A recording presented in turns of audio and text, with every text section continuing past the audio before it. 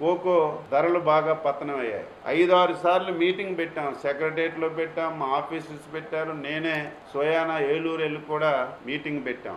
రైతులందరితో మాట్లాడాం. 450 రూపాయల కంటే ఒక పైసా కూడా మేము ఎక్కువ ఇవ్వలేం, ఎక్కువ ఇచ్చి కొనలేమని వాళ్ళు స్పష్టంగా చెప్తే మేము కంపెనీ వాళ్ళకి చెప్పాం, మీరు 500 కొనండి, మీరు ఒకవేళ ఇవ్వలేకపోతే ఆ 50 రూపాయలు మేమే ఇస్తామని చెప్పి ఏదైతే ఆ 50 రూపాయలు కూడా ఇంతవరకు కోకో 465 మెట్రిక్ టన్నులు ఇంతవరకు కొనుగోలు చేశారు కంపెనీలు. మిగిలినటువంటి 745 మెట్రిక్ టన్నులు ఉంది.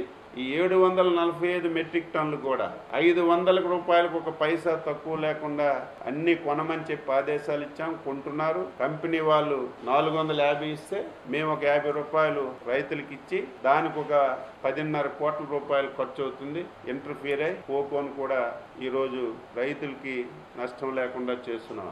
అయితే ఈ సంవత్సరం నుంచి కోకో రైతులకు కూడా కోరుతున్నాం, మీరు విత్తనాల నుంచి మొత్తం అన్ని కూడా చక్కగా చూసుకోవాలి, మంచి విత్తనాలు తెచ్చుకోవాల్సినటువంటి అవసరం ఉంది. క్వాలిటీ తప్పనిసరిగా, తప్పు రైతులు కాదు, ఇంతవరకు కంపెనీలు కూడా క్వాలిటీ అడగలేదు. ఏది ఉంటే అది రాత్రి పగలొచ్చి మొత్తం ఎత్తుకెళ్ళిపోయారు. ఈ సంవత్సరం ప్రాబ్లం వచ్చేసరికి క్వాలిటీ చూస్తున్నారు కాబట్టి దీనివల్ల ఒక సమస్య వచ్చింది.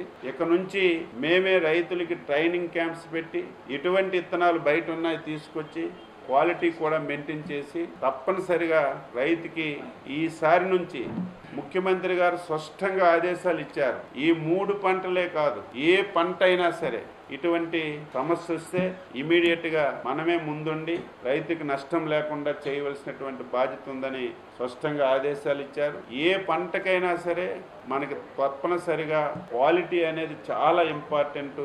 క్వాలిటీ ఉంటే ఈరోజు ఇంటర్నేషనల్ మార్కెట్లో ధరలు వస్తున్నాయి. క్వాలిటీ లేకుండా మనం ధరలు అడిగినా వచ్చే పరిస్థితి లేదు. కాబట్టి తప్పనిసరిగా రైతులకి చైతన్యపరిచి ట్రైనింగ్ ఇచ్చి ఈ విషయాలన్నింటి మీద నిష్ణాతులైనటువంటి కొంతమంది వ్యక్తులకి, కోకోలో నిష్ణాతులైనటువంటి వారు ఉన్నారు, క్వాలిటీ మెయింటైన్ చేసిన వాళ్ళు ఉన్నారు, ఏ విధంగా ఎక్కువ క్వాలిటీ వస్తుందో అవగాహన ఉన్న వాళ్ళు ఉన్నారు. అటువంటి ప్లేయర్స్ కూడా రాష్ట్ర ప్రభుత్వం తీసుకొచ్చి వాళ్ళ ద్వారా రైతులకి చైతన్యపరిచి తప్పనిసరిగా క్వాలిటీ పెంచే విధంగా కూడా ఈ సంవత్సరం నుంచి చర్యలు తీసుకుంటామని ఈ సందర్భంగా తెలియజేస్తూ, ఇప్పుడు ఏదైతే ఈ 3 పంటలకి రైతులు ఆందోళన చెందుతున్నారు, ఈ ఆందోళన చెందవలసినటువంటి అవసరం లేదు. తప్పనిసరిగా ఈ 3 పంటలకి రాష్ట్ర ప్రభుత్వం పూర్తిగా బేర్ చేసి కొంటామని చెప్పి స్పష్టంగా తెలియజేస్తున్నాను.